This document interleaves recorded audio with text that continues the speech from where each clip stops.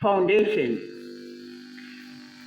Our congregation was founded in Mexico towards the end of the 19th century by two blood sisters, Ernestina and Henrietta Larantha, helped by a priest called Emmanuel Ortiz.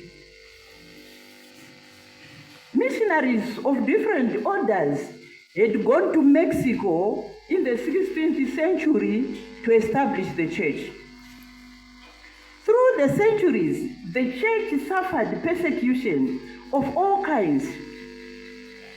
Even after Mexico had achieved its independence in 1821, the church continued to suffer persecution. The situation of the church worsened during the period of the liberal reforms.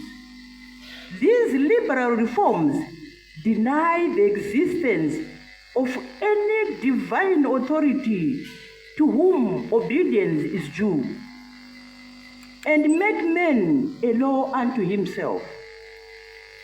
During the liberal reforms, monasteries were closed. Church property was confiscated by the state, and some missionaries were expelled from the country,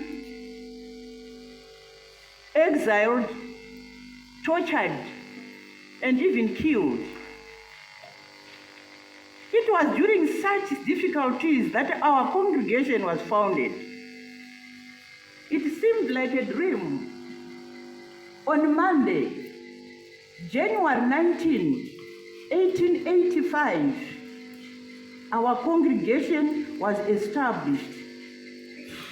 On this day, Archbishop Pelagio Antonio Labastida placed the foundation stone at Guadalupe to mark the foundation of our congregation. Mother Ernestina called this day the Pentecost of the Missionary Daughters of Calvary.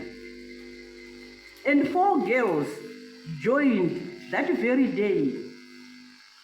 Sometime later, in 1906, a church was built at that spot to mark our foundation.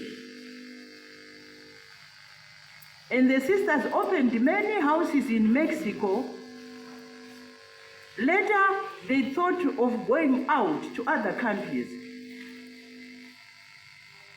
The motivation for opening missions in Africa was a strong spirit that was in the sisters, also to assist the Yeme priest, that is the Spanish priest, and collaborate in their missions. This was an agreement that was made by our foundresses in Spain in 1921 between our foundresses and Cardinal Juan Benioff. In 1950, as we have heard, the first sisters came to Zimbabwe, which was known as Rhodesia that by then. The group of the 4 sisters were Mother Cecilia Aguirre, whom you all know, Sister Trinidad, Sister Dolores, Sister Benita. They worked in the field of education and worked in hospitals and did pastoral work. Hana Mission was opened in 1955 with a school, a hospital. Our sisters worked there and were also involved in pastoral work. In 1956, Chombogwe was opened, and our sisters worked in school, pastoral work, and also taught women dressmaking. Sacred Heart was opened in 1963 with a school, a clinic, a national catechetical training center, and our sisters were responsible for the formation of the catechists in training. In 1959, the sisters went to Kariangwe, working in the hospital, school, in the shop, and pastoral work.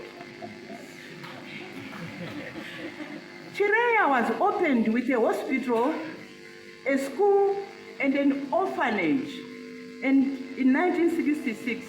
And our sisters worked in that orphanage. One of them is Sister Christina Mkwewu. The difficulties the missionaries faced when they came to the country.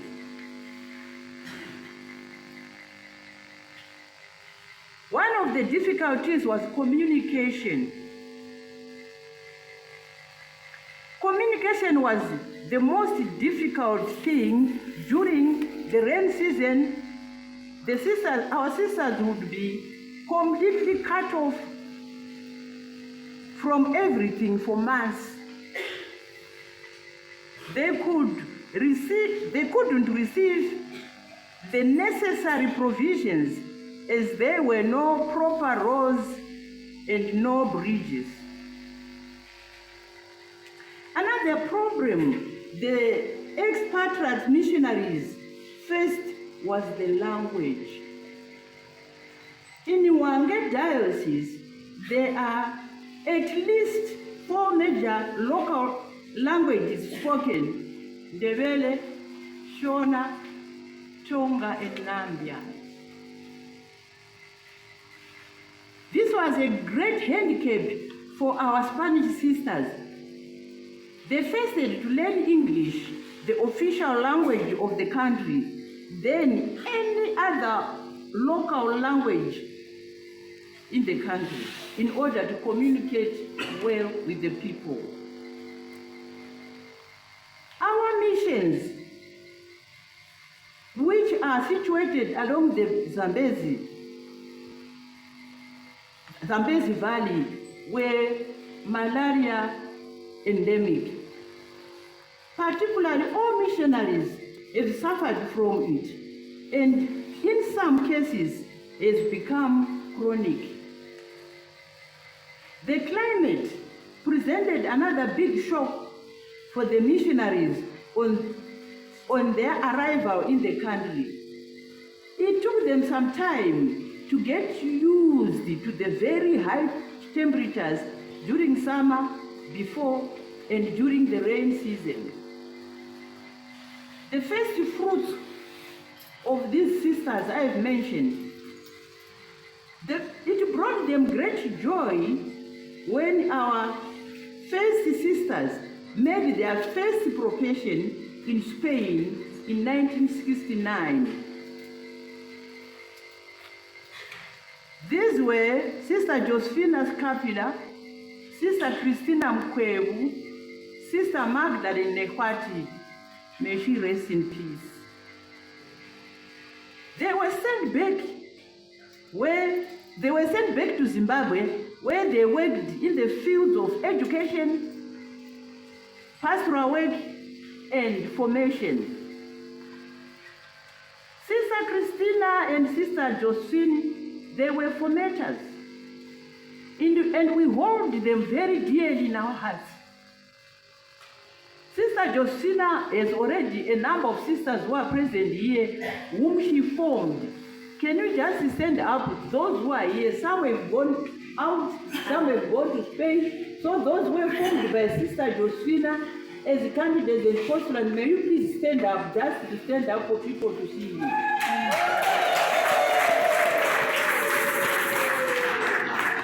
And those were formed by Sister Christina in the novitiate. May you please stand up? One of them is Sister Faustina Rumuma, myself, and the others some couldn't come, some are outside the country. So these two sisters have done a great job in our congregation. We hold them very dearly, Sister Christina and Sister Josephina. We love you.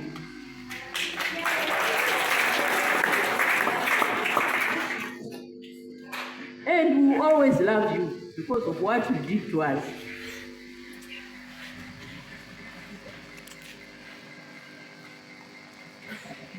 the liberation war in Zimbabwe, our sisters suffered greatly, but they stood firm. And the Spanish sisters opted to remain with us because of their love of us, their missionary spirit, and their zeal. Because of this zeal, we opened new venues like the Old People's Home in 1983 in Dete.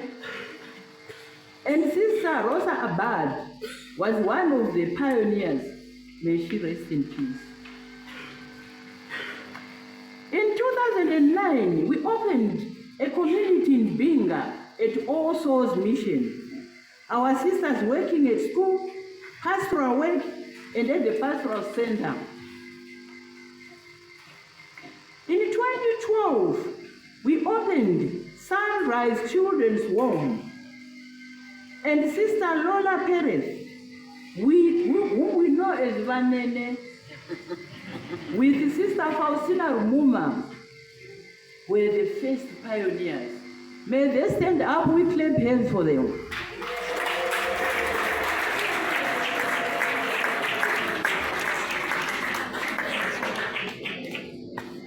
Vanene and Sister Faustina,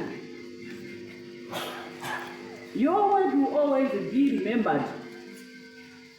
We thank you for the marvelous work you did for the vulnerable children. We reopened the Chongogwe mission in 2018 with a school and a hospital. And our sisters are working there.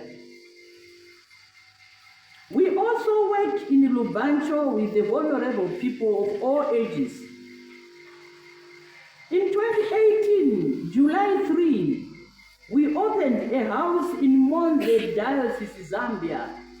That's why you see Bishop Mwepa with us here.